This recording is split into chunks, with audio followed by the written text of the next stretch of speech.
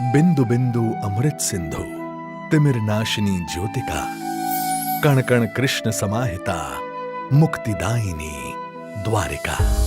गुजरात के पश्चिम में रत्नाकर सागर के तट पर बसा जिला है देवभूमि द्वारका।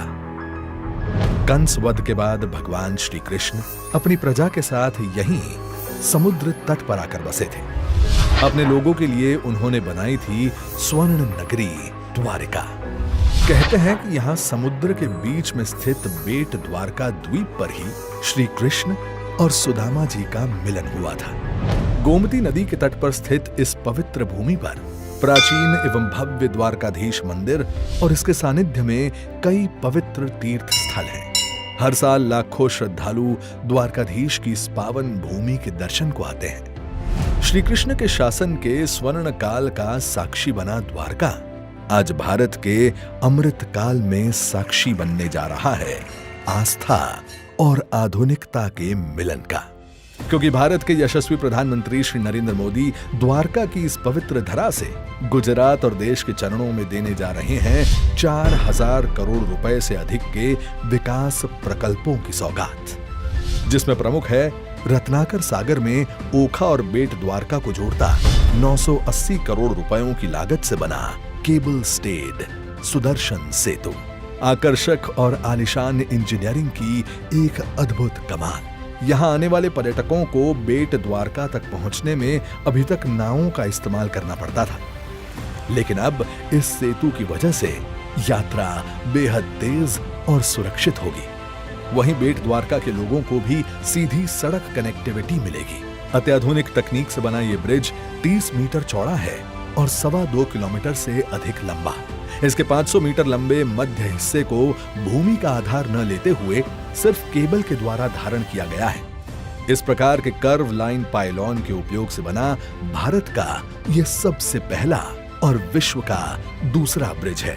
ब्रिज की संरचना में शामिल है 152 केबल, जिनका कुल वजन 1500 टन है और केबल की लंबाई है पूरे 1811 किलोमीटर। ब्रिज के दोनों ओर भगवत गीता के श्लोक और भगवान कृष्ण के प्रतीक एवं सौर पैनल और व्यूइंग गैलरी जैसे आकर्षण हैं। ये ब्रिज से पर्यटन के साथ साथ स्थानीय अर्थव्यवस्था को भी अत्यधिक बढ़ावा मिलेगा। दुनिया भर के पर्यटकों को श्री कृष्ण की ओर आकर्षित करेगा सुदर्शन सेतु। इसके साथ ही माननीय प्रधानमंत्री जी कर रहे हैं 620 करोड़ रुपए से अधिक के प्रोजेक्ट्स के अंतर्गत जामनगर के सिक्का थर्मल प्लांट में फ्लू गैस डीसल्फराइजेशन सिस्टम का भूमि पूजन और कालावड में 12.5 मेगावाट सौर पावर परियोजना का शुभारंभ। साथ ही भारत सरकार के वाडीनार में ट्विन ऑफशोर पाइपलाइन रिप्लेसमेंट जैसे प्रोजेक्ट्स नवीन प्रौद्योगिकी और पर्यावरण संरक्षण के प्रति भारत की प्रतिबद्धता के प्रतीक बनेंगे। इसी प्रकार 300 करोड़ रुपयों से अधिक की लागत से धोराजी जाम कंडोरणा कालावड मार्ग के विस्तृतीकरण और मजबूतीकरण से राजकोट, जामनगर, जूनागढ़ और पोरबंदर के औद्योगिक क्षेत्रों और बंदरगाहों के साथ साथ एग्रीकल्चर मार्केटिंग यार्ड्स तक मिलेगी सुदृढ़ कनेक्टिविटी। तो राजकोट जेतलसर सोमनाथ एवं जेतलसर वानसजालिया और राजकोट ओखा के बीच इलेक्ट्रिफिकेशन की 600 करोड़ रुपयों से अधिक की रेल सेवाओं के प्रकल्पों का भी माननीय प्रधानमंत्री जी करने वाले हैं लोकार्पण। इन परियोजनाओं के पूरा होने से इस इलाके के लोगों को अब विद्युतीकरण से तेज एवं इको फ्रेंडली रेल सेवा उपलब्ध होगी तथा द्वारकाधीश आने वाले श्रद्धालुओं की भी यात्रा सुगम बनेगी। वहीं 100 करोड़ रुपयों से अधिक की लागत से जामनगर में बनने जा रहा है क्षेत्रीय विज्ञान केंद्र, जो कि युवाओं की वैज्ञानिक जिज्ञासा को बढ़ावा देकर राष्ट्र निर्माण में योगदान हेतु उन्हें प्रेरित करेगा।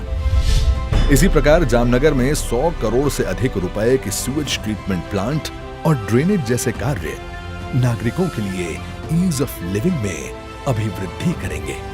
माननीय प्रधानमंत्री जी के मार्गदर्शन और माननीय मुख्यमंत्री श्री भूपेंद्र भाई पटेल के नेतृत्व में विकास के ऐसे ही प्रकल्पों से गुजरात अमृतकाल में भी बनेगा भारत का ग्रोथ इंजन। त्रेता युग में भगवान श्री राम का राम सेतु और अब अमृतकाल में भगवान श्री कृष्ण का सुदर्शन सेतु।